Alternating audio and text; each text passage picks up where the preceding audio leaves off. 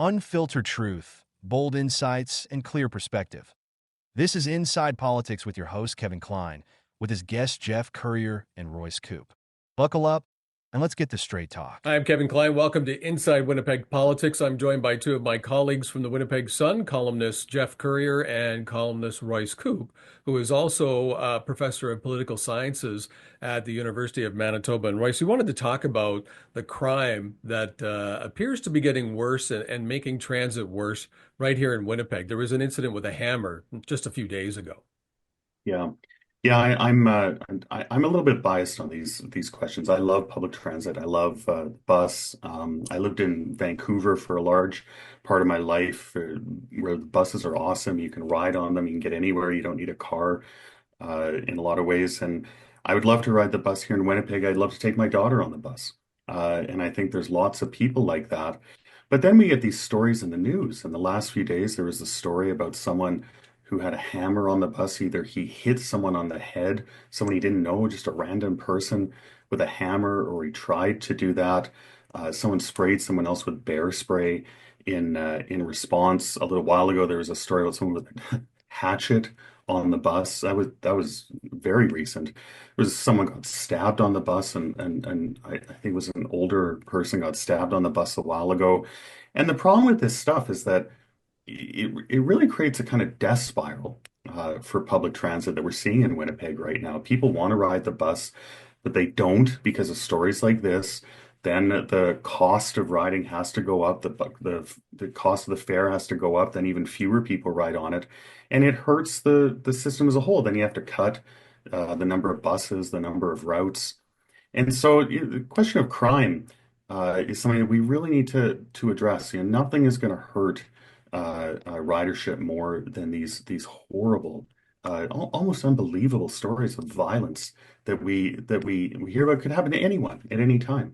I would love to ride the bus. I'd love to take my daughter on the bus. I'm not going to do it as long as these stories keep coming out. This is not a new story either, of course, fellas. The Amalgamated Transit Union has been talking about this for over a decade, talking about how their drivers have been and other fellow passengers have been subjected to not just verbal assaults, but as Royce has talked about, in many cases, physical assaults. So, all right, so we bring in the screens for the drivers, but those screens are ineffective. They're ineffectual. I mean, they don't really do a very good job of protecting the drivers. And so now we're going to bring in some safety officers on some of the routes. You know, you can't sort of protect against all things at all times. For about a month or so this winter, I was using public transit because we'd lost a vehicle thanks to a motor vehicle accident. So we're in between vehicles, and I made extensive use of public transit, used it a lot, and had no complaints. The buses ran on time. They got me to where I was supposed to go on time. No incidents, but I did make a point of talking to a lot of the operators, especially the veterans, the older operators, who were fairly open about talking about how working conditions have deteriorated over the last several years, and how they feel less safe, and not just feel less safe, but in many cases they are less safe, and so that it's a concern. And as Royce pointed out, it does, when you have these kinds of incidents, fewer people take public transit, and they say, well, during COVID, you know what? Okay, we get that, but for Winnipeg Transit, the ridership was actually in decline before COVID, right? Before COVID, ridership was in decline. And Kevin, you know that because you were on city council. You're fully aware of all this. So I know we've rebounded to some of the pre-COVID ridership numbers, but as Royce pointed out, if you don't have to take public transit in Winnipeg, you probably don't. Well, Yeah. I mean, listen, the problems with transit, I was chomping at the bit to get on this one. Band-aid solutions all around. It is a critical issue, the number of people that get on a bus and don't pay. it just makes everybody else have to pay more. Law-abiding citizens have to pay more if they want to take a bus. Pretty soon, the bus in Winnipeg is just going to be out of reach for costs for so many people, right? And this is because people just aren't paying their fare. And then, of course, you had Gillingham and all of them bring in the safety officers. So here's my problem. I've talked to some police officers about this. The safety officers are averaging around 80,000 plus a year, 80 grand. And they travel in fours. So look at that's $320,000 a year for them to be on specific routes because they travel in fours. Get me two police officers, get me one officer. We don't need two. You need one officer who's got radio capabilities, who can call for backup and take care of it and get on and off these buses. Put on plain clothes officers if you want. Either take it seriously or shut it down because really it's getting out of hand. You are only hearing about a small fraction of the problems that happen on city buses. A small fractions. Ottawa, transit police. Calgary, transit police. Why aren't we taking this more seriously? Because to your point, Jeff, if it works, it's great. And you know, Royce, you'd like to be able to use transit more often. That's fantastic. But if for a second you think your child's going to get assaulted, look how many times young kids have been assaulted getting off a bus for no reason, or their backpack stolen, or their phone stolen. Like, look, if you don't take crime seriously, and then we're just going to give it up. We're giving up. We're giving it up, and we're letting the bad people take over, and they get to ride for free, and they can do whatever they want on a bus. Because four people, $320,000 a year? That is ridiculous. That's not a solution. That was a political promise, and I think it was a favor to somebody because that's ridiculous. Put cops on there, get serious about it, and throw them in jail. Yeah, it may be a good idea that wasn't implemented properly, or you actually need actual police officers. You mentioned fare evasion, and people say, "Oh, that's not a big deal." It's the biggest deal of all. It's kind of classic broken window theory. If you're concerned about big crimes, big disorder, then you have to deal with small crimes and small disorder. And fare evasion is the biggest problem of all. And people are on the bus, they pay, they get on, they see someone come on, refuse to pay, maybe swear at the bus driver, do whatever they want to, put their feet up on the seats.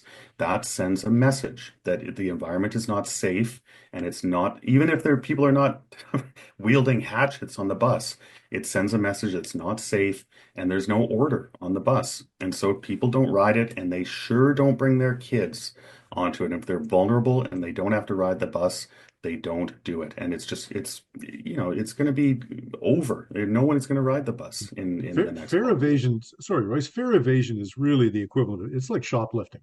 Mm-hmm. That's really what it is. And there are some stores, there's a big name grocery store in this town who, from time to time, you'll walk in and they've got two police officers there that they've hired. I was told that this large chain, and I think there's about 7 of these stores in the city, loses about $500,000 a year in shrinkage, shoplifting. So they put a couple of police officers there, and that's deterrent. And it's more cost efficient to put 2 police officers there than to lose $500,000 a year in shoplifting. So there may be other ways, but there's got to be a way to make transit safer. And I know the routes are changing this spring, that the Winnipeg Transit is rejigging all of its routes come June. But in terms of making things safer, there has to be a better solution to encourage more Winnipeggers to take public transit, because right now it's not working. Yeah, and again, I'm going to go back to the fact that you got to get serious about crime. I'm sorry, if you don't get serious about crime, it's overtaken. It really is a problem. I wouldn't want to see young kids on a bus by themselves. That scares me. I've been on ride-alongs when I was chair of the Winnipeg Police Service and such. I've seen what happens on a bus and what the calls are all about that you're not hearing about in the media. It is really time that we get tough on these crimes, because a crime is a crime is a crime. Listen, if you can get away, when I was a kid, if I could get away with stealing cookies and my mom wouldn't yell at me, I would have stolen them every minute of every day. I loved cookies. Right, okay, but here's a problem, Kevin. If some guy gets on the bus and refuses to pay, kick him put off. Him in jail because you put him in jail because he didn't pay $3.75 to get on the bus. You kick him off. Kick him. Why wouldn't you kick him off? Well, you should be able to do that. But you can't arrest the guy. But they can't, right? They can't right now. Drivers can't say anything. They don't. You can't kick them off for fare evasion. So, Well, and nor should it be the driver's job to do that. but if you carry a weapon on a bus, you don't think they should be arrested for that? Sure, if they carry a weapon, yeah. Yeah. But for fare evasion, yeah. But again, it shouldn't be. This is not the driver's job. No, They didn't no, sign. and They I'm didn't not sign saying up for that. that. Right. I mean, if you want, take cadets and put them all over the buses. We're allowed to have 400 cadets. Let's do that, right? Let's put cadets on the bus. Let's have them take over the buses and let them give out tickets. They're not going to pay the tickets, but at least we're showing some accountability for people's actions. You got to be accountable for what you do or don't do. Yeah. Yeah, Winnipeg's a big city. It's getting bigger. Like we should have a decent public transit system. I think we should expect a lot more from city government in terms of getting that.